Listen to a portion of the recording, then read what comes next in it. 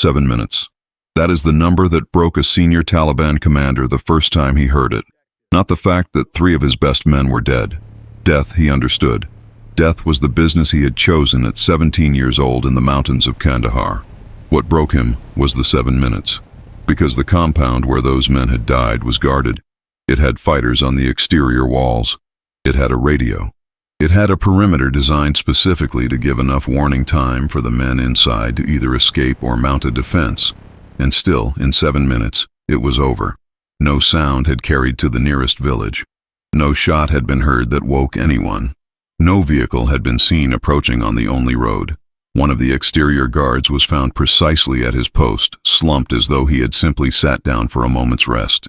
The drone operator watching the thermal feed that night rewound his recording 3 times. He was looking for the moment of entry. He could not find it. He filed a report that described the scene as inconsistent with known assault patterns. His supervisor, a man with 11 years of intelligence work across 2 wars, read that report and made a phone call he had never expected to make, to ask a British liaison officer a question that felt almost embarrassing to ask out loud. Were these people actually human? The British officer paused for exactly 2 seconds before answering. He said yes. Then he said something that took a few more seconds to fully land. He said that was actually the problem.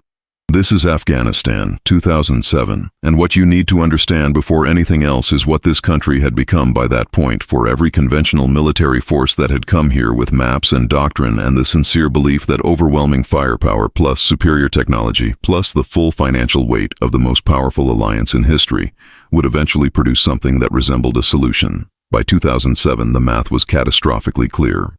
The United States military was spending money in Afghanistan at a rate that defied civilian comprehension.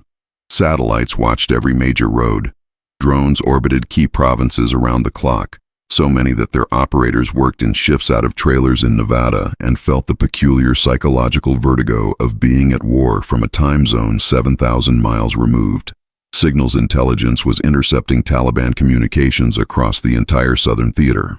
Marine battalions had swept through Helmand in the summer months with a violence and precision that should, by every conventional measure, have broken the back of the insurgency in the province. They had taken ground. They had killed fighters in numbers that would have ended most conventional wars. They had done their job, and the Taliban was still there. Not just present, but operational, coordinating, planting IEDs on roads that had been cleared the week before, moving weapons through supply chains that seemed to reconstitute themselves every time a node was severed. The Taliban had spent years studying how the Western coalition operated, learning the specific rhythms and vulnerabilities of large military machines. They knew the helicopters had schedules. They knew the big sweeps were followed by relative quiet while units rotated and intelligence was reassessed. They had learned to treat conventional force as weather. When the storm came, you dispersed and went to ground, and when it passed, you came back. The terrain was theirs. The population was theirs, or enough of it, or intimidated enough of it. They had been fighting foreign armies in these mountains since before most of the soldiers hunting them had been born. When British senior command quietly inserted a small SAS element into the Helmand operational picture, the American general who was briefed on this addition had a reaction that he later described with admirable honesty as politely skeptical. He had been fighting a war with tens of thousands of men and the most sophisticated weapons platform in the history of warfare, and it was producing the results it was producing. What he was being told was that a force that he could fit into a large conference room was going to change something the entire coalition hadn't managed to crack. He kept his skepticism professional. He kept it restrained. But his assessment, shared with his staff in a closed session, was recorded in a way that eventually found its way into the historical record. These were extraordinary soldiers, no question, but the notion that their numbers could matter in a war this large was a category error. You couldn't kill an insurgency that size with a knife, no matter how well you used the knife. He was right about the knife. He had no idea what the knife was actually for. The SAS did not arrive in Helmand to fight the Taliban the way the Taliban had learned to be fought. They didn't come to hold ground or conduct sweeps or establish presence. They came to do something that had no official doctrinal name, but that, when you stripped away the classified language and the operational euphemisms, amounted to something very old and very precise. They came to make the Taliban afraid in a way the Taliban had never been afraid before, and they came to sustain that fear until it ate the insurgency from the inside. The distinction between this approach and anything the coalition had tried before was not a matter of tactics. It was a matter of psychology. And the psychology of what the SAS was about to do required a very specific understanding of the difference between two kinds of fear. There is the fear of power. Every fighting force in Afghanistan had experienced this from the Americans. The Marines generated this fear in a way that was genuinely extraordinary, an industrial-scale demonstration of what a nation committed to violence at full capacity actually looks like when it arrives in your country. When Marine battalions came through Helmand, the earth shook. Helicopters darkened the sky. Airstrikes turned ridgelines into rubble. The firepower was so overwhelming, so total, that it produced a fear in Taliban fighters that was real and physical, and that broke men who thought they were past breaking. Taliban veterans who survived engagements with Marine units described the experience in terms that conveyed genuine awe at the scale of destruction they had witnessed. Men who had fought the Soviets said the Americans were worse. The Soviets had been brutal. The Marines were something else, something closer to a natural disaster than an army. And here is the thing about that fear, the thing that the Taliban, after years of combat, had learned to metabolize. You can adapt to the fear of power. Power follows rules. Power makes noise before it arrives. Power needs logistics chains and landing zones and forward operating bases and supply routes and all of the enormous infrastructure that feeds a conventional military machine. Power has rhythms. Power, however devastating, is comprehensible. And what can be comprehended can be survived, can be navigated around, can be waited out. The Taliban had learned this lesson not in any classroom, but in the grinding laboratory of a decade of combat against the most powerful military alliance on Earth. They were still here. That was the proof. What the SAS generated was a different kind of fear, not the fear of power, the fear of the incomprehensible.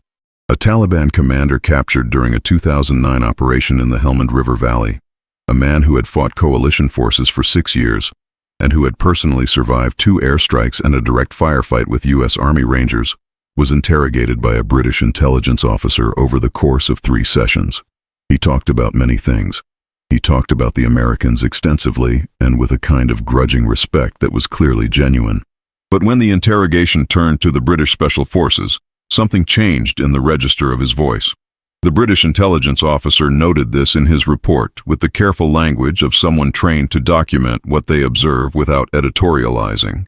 He noted that the commander's affect became distinctly different, that he spoke more slowly, that he used the word jinn 3 times in 40 minutes of conversation without being prompted or guided toward it, that he described the experience of knowing the SAS was operating in his district not as the experience of facing a military threat, but as the experience of understanding, for the first time in his life, that the ground beneath him was not solid, that what he thought he knew about his own terrain, his own network, his own safety, was a story he had been telling himself that was no longer true. The specific content of that fear is worth understanding in detail, because it was not accidental. It was the product of a deliberate operational philosophy that the SAS had been developing and refining for decades across theaters that had nothing to do with Afghanistan, and that arrived in Helmand as a complete, integrated weapon system that happened to be contained in the bodies and minds of a few dozen men.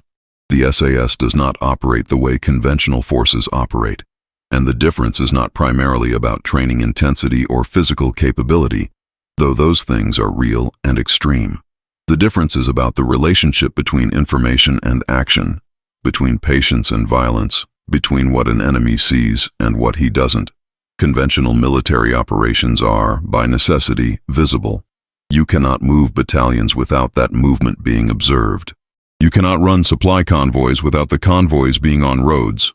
You cannot maintain the command and control architecture of a large military organization without communications that can be intercepted, without patterns that can be read, without a physical footprint that establishes your presence in a landscape. This visibility is not a failure of conventional forces. It is an inherent property of scale. The Taliban had learned to read this visibility the way a weather forecaster reads atmospheric data. They could feel a major operation building days before it arrived. The SAS had no footprint. Or rather, they had a footprint so small and so carefully managed that it existed below the threshold of detection available to a Taliban network that had learned to read every other signal the coalition produced. They moved in groups so small that the human infrastructure required to sustain them was a fraction of what any conventional element needed. They sourced intelligence through networks that were built so gradually, through relationships cultivated over months of patient interaction with local leaders and intermediaries, that the intelligence reached them without traveling through any of the channels the Taliban had learned to monitor. They operated at night with a consistency and capability that turned the darkness, which the Taliban had used as their primary operational shield for years, into a domain the SAS owned more completely than any army had owned it before them. And they waited. This was perhaps the most psychologically alien aspect of their methodology from the Taliban perspective, because waiting in the way the SAS waited requires a capacity for stillness and discomfort that simply does not exist in conventional military culture. A four-man SAS patrol that had been observing a Taliban compound for 36 hours straight was not an exceptional deployment. It was standard operating procedure. These men lay in hides scraped into rock and dirt, covered against aerial and ground observation, through temperature swings that dropped below freezing at night and climbed past 40 Celsius during the day, eating cold rations, sleeping in shifts of 90 minutes, watching and recording and communicating back in bursts, so brief they were almost undetectable. They watched a compound long enough to know the guard rotation by heart, long enough to identify which fighter was the compound commander by the way he walked, long enough to know that the dog in the eastern courtyard barked at strangers, but not at men who had been present for 2 days and whose scent had become part of the landscape. The intelligence they assembled through this patience was of a quality that Taliban commanders eventually described, in captured communications, as impossible. Not improbable. Impossible. The specificity of what the SAS knew about Taliban operations in districts they had targeted was inconsistent, in Taliban analysis, with any informant network that could reasonably exist. They believed they had vetted their own people. They believed the security protocols they had established after early coalition intelligence successes had closed the vulnerabilities. The information being acted on was too accurate, too current, too specific to the kind of operational detail that only the people directly involved would know. There was no explanation for this that fit within the Taliban's understanding of how intelligence collection worked. So they generated their own explanations, supernatural explanations, because supernatural explanations were the only ones that fit the evidence. By 2008, Taliban communications across Helmand and into parts of Kandahar province had developed a vocabulary for the SAS that had no equivalent in how they discussed any other coalition force. Intercepted radio traffic catalogued by British signals intelligence showed a progression that analysts found remarkable. In 2006, the SAS was referred to by various descriptions that were essentially functional. British Special Forces, Night Raiders, the ones who come after dark. By 2008, the language had shifted completely. They had become the invisible ones, the ones with no face. In some intercepted communications, they were referred to simply as they, with an emphasis and a context that translators consistently flagged as carrying a weight, a specific emotional register that the word didn't carry in any other reference, not as an anonymous pronoun, as a name, as a designation for something that everyone on the network understood without elaboration. More significantly, the word for them had become something close to taboo in certain Taliban network communications. Experienced Taliban commanders had instructed their subordinates not to name the SAS openly on radio, not because doing so might tip off coalition intelligence to their location, which would have been a rational operational security concern, but because naming them felt dangerous in a way that was harder to articulate. One intercepted conversation between two mid-level Helmand commanders, translated and annotated by a British intelligence analyst whose commentary is as interesting as the intercept itself, included a direct exchange about this. One commander asked why they were using the circumlocution. The other commander's response was recorded in the raw translation as, "Because when you say their name, you start to wonder if they can hear you saying it." The intelligence analyst's annotation was a single word: significant. This is the architecture of the specific fear the SAS built in Helmand. It was not built from any single dramatic engagement, though the engagements were dramatic. It was built from accumulation, from the slow, grinding, consistent production of a single experience in the minds of Taliban fighters across the province. The experience of not knowing if they were being watched right now, not knowing if the plan they were discussing in a room they believed secure had already been compromised, not knowing if the man who had been vouched for by 3 trusted intermediaries was actually working against them, not knowing, most corrosively of all, whether the things they didn't know were the things that were going to get them killed tonight. You cannot train fighters to function normally under that weight. You can train them to accept death. The Taliban had managed this remarkably effectively. Their fighters went into engagements with Marine units accepting that they would likely be destroyed, accepting that the disparity in firepower made survival unlikely in a direct confrontation, fighting anyway out of ideological conviction and organizational discipline, and the particular honor culture of Pashtun combat tradition. This is genuine courage, and it should be named as such even in an adversary. But the acceptance of death is not the same as the acceptance of uncertainty. Uncertainty about who you can trust corrodes the specific resource that makes a distributed insurgent network function: the human relationships between fighters.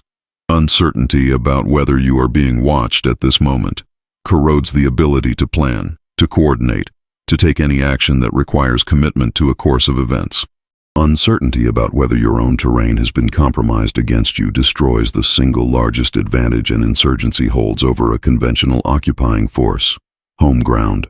The SAS systematically destroyed Taliban certainty in Helmand, and they did it in the dark, where no one could see them working. The operational campaign that forms the spine of this story ran through approximately 90 days in 2007, though its effects persisted long after. The SAS targeting in Helmand during this period focused specifically on the mid-level operational layer of the Taliban network in the province, not the senior leadership, the names that appeared in coalition intelligence assessments and American policy briefings. The layer below, the men who translated strategic intention into actual attacks. The IED cell commanders who maintained the weapons caches, who recruited the triggermen, who managed the logistics of getting explosives from Pakistan to the road junctions where British soldiers were dying. The facilitators who coordinated the movement of fighters between districts. The finance managers who moved money through the Hawala networks that kept the insurgency funded. These men were not celebrities of the jihad. They were its operational nervous system, and they were numerous enough that the coalition had never been able to track them all simultaneously, which meant eliminating any individual one had historically produced only temporary disruption before a replacement emerged from the deep organizational bench the Taliban maintained. What the SAS did differently was not simply target more of these men. It was target them in a sequence designed to maximize the organizational and psychological impact of each removal. They had assembled, through months of intelligence work, something that one of the British analysts involved later described in a declassified fragment as close to a living organizational map. It showed not just names and locations but relationships, dependencies, the specific trust networks through which operational authority flowed in each district.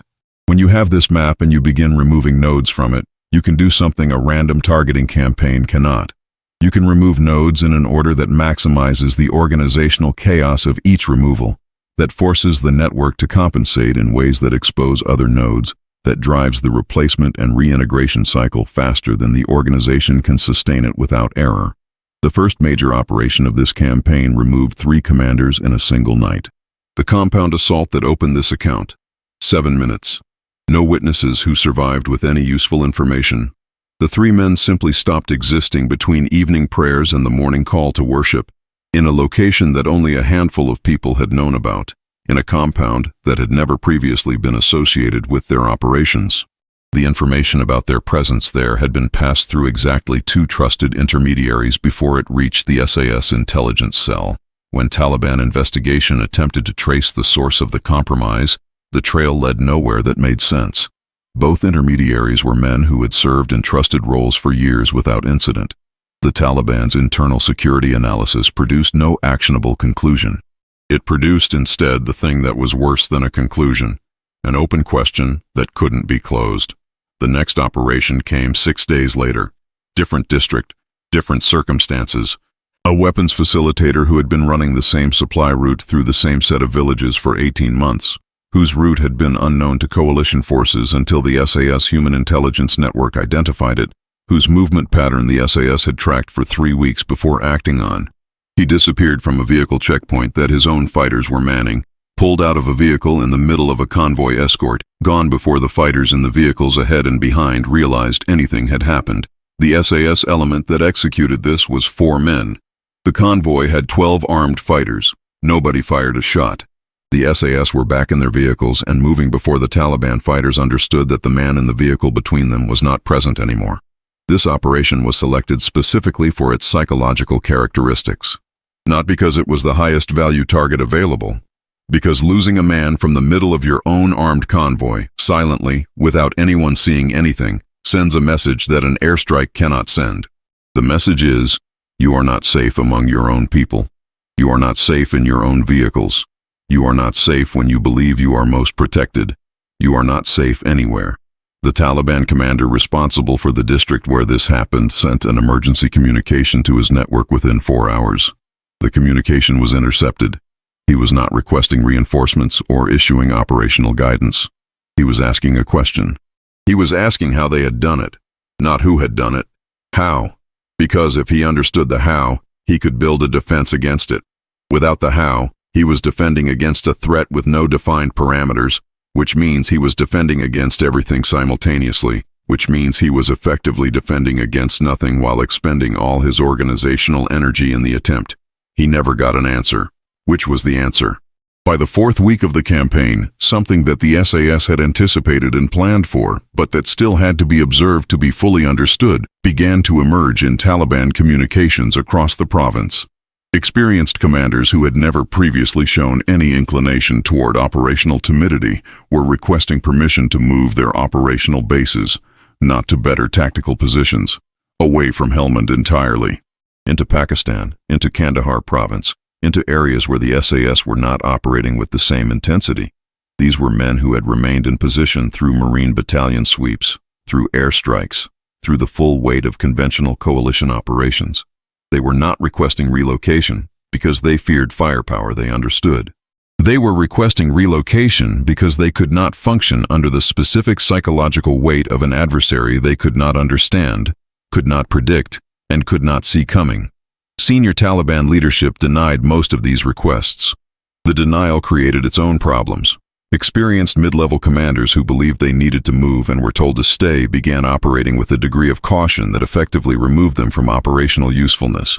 A commander who changes his location every 24 hours, who communicates only through face-to-face meetings because he trusts no electronic medium, who moves only at midday because he believes the SAS operates exclusively at night, who vets every operational decision through a security procedure that takes days to complete, is technically still in place. He is functionally useless as a military commander. The SAS had not eliminated him. They had made him eliminate himself. The 5th week brought the operation that became the defining event of this campaign in the closed circles of British Special Forces history. Intelligence had identified a coordination meeting, 8 to 11 mid-level commanders from across eastern and central Helmand, gathering at a compound on the outskirts of a village to plan the winter operational tempo. The kind of meeting that happened regularly across the province. The kind of meeting that the Taliban believed was invisible to coalition intelligence because the communication protocols surrounding it had been specifically designed to avoid the patterns that American signals intelligence was known to exploit. The invitations had been issued in person. The location had been chosen 48 hours before the meeting. No electronic communication about the location had been made at any point. The SAS knew about the meeting 30 hours before it was scheduled to happen. They knew the compound. They had been on the high ground overlooking it 2 nights before for unrelated intelligence collection, and had already mapped its physical layout in detail. They knew the approximate number of fighters. They knew which of the attending commanders were directly responsible for IED networks that had killed British soldiers in the preceding months. The intelligence that made this possible had not come from signals collection. It had come from a human source so deeply embedded in the Taliban network, cultivated over so long a period through such careful operational craft, that Taliban internal security had never identified the vulnerability. The source was not a traitor in any transactional sense. The source was a person who had made a calculation, over years of watching what the Taliban's presence in his community actually meant for the people he cared about, that the British were the better bet for survival. That calculation had been cultivated and protected by SAS operators who understood that the most valuable intelligence asset is one that lives to provide intelligence a second time. A four-man patrol was in position on the high ground 18 hours before the meeting began. The temperature dropped to -8 °C overnight. They did not move. They lay in hides that had been carefully constructed to defeat both ground observation and the thermal imaging of the drones that occasionally tracked above, watching through night vision optics as the compound came to life in the late afternoon, counting arrivals, updating their picture of the interior guard deployment, communicating their assessments back in compressed data bursts that lasted less than 4 seconds. When the full assault element of 8 men was inserted by vehicle 4 kilometers from the target and began their approach on foot, the patrol on the high ground was already providing real-time updates on guard movements with the calm, factual cadence of people doing their most routine work. The movement to the compound took 90 minutes. Terrain that would challenge a fit hiker in daylight, crossed at night in complete silence by men carrying weapons, medical equipment, communications gear, breaching tools, and the full weight of what they were about to do.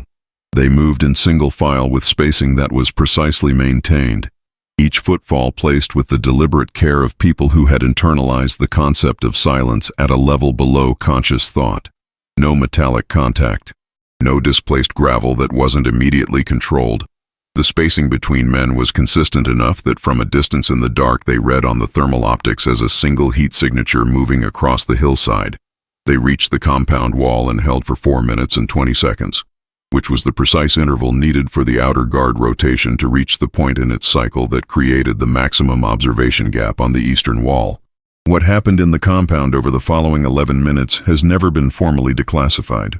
The physical evidence documented afterward, and the account assembled from the single surviving exterior guard, a man who was outside the compound's wall when the assault began, and who lay flat in the dirt and did not move until morning, describe an engagement that defied the conventional understanding of what 8 men could do against a defended position holding significantly more fighters. The surviving guard's account, translated and annotated by British intelligence, contains one phrase that is reproduced in several later references to this operation. He said the sound was wrong. He said a firefight sounds like chaos, like the random violence of desperate men trying to kill each other before being killed. This did not sound like that. He said it sounded like work, like men doing a job they had done many times before at a pace that never changed regardless of what happened inside. The SAS element withdrew through the same gap in the eastern wall 11 minutes after entry, moved back through the same terrain, and was at the forward operating base before the nearest Taliban reaction force, alerted by the surviving guard's radio call, had its vehicles fueled and ready to move. The drone conducting the post-operation assessment found 10 dead. The meeting that had been planned to coordinate the winter campaign in Helmand was not rescheduled. The commanders who would have attended it were gone. The commanders who had not attended it, but who learned what had happened, began communicating with a frequency and an intensity that signals intelligence analysts described as consistent with acute organizational crisis. Over the following week, Taliban communications across the eastern districts of Helmand showed a pattern that the intelligence community had not previously observed in the Afghan theater. The volume of traffic increased dramatically in the first 48 hours, then collapsed. Key nodes went silent entirely. The explanation was not that these commanders had been killed. They had not been. The explanation was that they had stopped communicating by any means they believed might be compromised, which at this point was all of them. They had reached a state of operational paranoia so complete that it had functionally removed them from the network. They were present. They were alive. They were effectively not there. The physical cost of operating at this tempo, the cost carried not in intelligence documents, but in the bodies and minds of the men who produced these results, was real in ways that never appear in the official accounting. The operators running these missions were working on sleep schedules that would be considered dangerously inadequate in a civilian context, accumulating a physiological debt that they serviced through willpower and the specific biochemistry of sustained high-stakes operation, which produces its own momentum that can sustain a human being far past what arrested assessment would suggest is possible, and that exacts payment afterward in ways that take years to fully manifest. Joints ground on cartilage that was thinning from months of carrying combat loads over brutal terrain. Hearing accumulated the irreversible damage of sustained weapons fire and blast exposure in the small spaces where close quarters combat happens. The psychological processing required to make lethal decisions at close range in rapid succession, night after night, does not simply reset with a good sleep. It accumulates in the nervous system with the patience of a long-term debt and presents its invoice years after the operational period has ended. What held these men functional, not just operational, but genuinely functional as decision-makers and as human beings, was not any superhuman quality of individual resilience. It was each other. The SAS brotherhood is spoken of with a sentimentality that sometimes obscures its actual operational mechanism. The mechanism is this: when your body is communicating clearly and urgently that you have reached the end of what you can do, the thing that overrides that communication is not ideology or abstract commitment or any form of cognitive willpower applied to the self in isolation. It is the man to your left. It is the specific, irreducible fact of not being the person whose failure becomes someone else's consequence. The SAS selects individuals through a process designed to find the ones who cannot be broken by their own suffering. Then it forges them into something that uses each individual's refusal to quit as an anchor for everyone around him. In moments when every rational signal says stop, the irrational but absolute signal of mutual obligation keeps the machine moving. This is not a cliché. It is a structural property of how small unit elite forces sustain performance under conditions that should, by any physiological measure, produce collapse. One incident from this period, told in fragmentary form in accounts by individuals who were peripherally present, has no place in any operational summary. On the night before one of the largest operations of the campaign, a local elder's young son became seriously ill in a village adjacent to the patrol staging area. The patrol leader, a man who should have been consolidating his team's readiness for an operation that would begin in 4 hours, spent 90 minutes with the elder, sitting with the sick child, using the patrol medic's kit to stabilize the boy's fever, waiting with the father while the treatment took effect. There was no operational reason for this. There was no intelligence value in the gesture. When asked about it years later, the patrol leader said that the child was sick and the father was frightened, and that was all the reason that was needed. This is the dimension of what these men were doing in Helmand that produces the deepest understanding of why local populations who had every reason to distrust every foreign military force that had ever passed through their country, continued to provide the intelligence that made the SAS campaign possible. Trust of that quality, in that environment, is not bought with money or coerced with threats. It is earned with 90 minutes on the floor of a mud house with a sick child and a frightened father in the middle of a combat night. The strategic accounting that was eventually assembled for senior coalition commanders told the story in the only language those commanders had been trained to receive: numbers. Taliban mid-level operational capability in eastern and central Helmand had degraded in ways that no other component of the coalition campaign could fully explain. IED cell activity in targeted districts had shown measurable decreases that correlated specifically with the removal of key facilitators, not with general increase in coalition patrol activity or aerial surveillance, which had remained relatively constant. The coordination capability of the Taliban across the province had shown disruption patterns that, crucially, had not simply recovered over time the way they typically did after conventional operations. The disruption had persisted. The Taliban's organizational immune system, its remarkable ability to replace lost nodes and restore function, was operating at reduced capacity because the psychological dimension of what the SAS had done was not something you simply recover from by promoting the next man in line. The paranoia that had been seeded into the network continued operating after the physical operations that had seeded it. The Taliban were still investigating internal loyalty questions that had been opened by the campaign months after the campaign's highest intensity period had passed. Network energy that should have been directed at operations was directed at the impossible project of trying to understand what had happened and who had made it possible. The American general who had expressed his professional skepticism about inserting a knife into an artillery duel received the final strategic assessment in a secure facility and read it in full. His written response was shared through informal channels and eventually found its way into the historical record in fragments. It is worth quoting the relevant part with the care it deserves. He wrote that the SAS had achieved something he did not have a doctrinal category for. He wrote that they had not won the war. Nobody had won the war, but they had done something that he had genuinely not believed was possible with the resources available to them. They had made an insurgency that owned its terrain and had the home advantage of culture, time, and population genuinely afraid to operate in its own backyard. He wrote that his metrics for evaluating force effectiveness did not account for this. He wrote this as a professional observation and not as a compliment. which somehow made it more significant than any compliment would have been. The Taliban fighter, who was eventually reintegrated into civilian life and agreed to speak to a British journalist years after the events described here, was asked the direct question. He was asked what the difference had been, in his personal experience on the ground in Helmand, between facing the Americans and facing the British Special Forces. He did not answer immediately.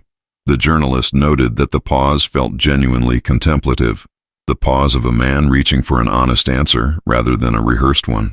He said that the Americans had taught him that he could be destroyed.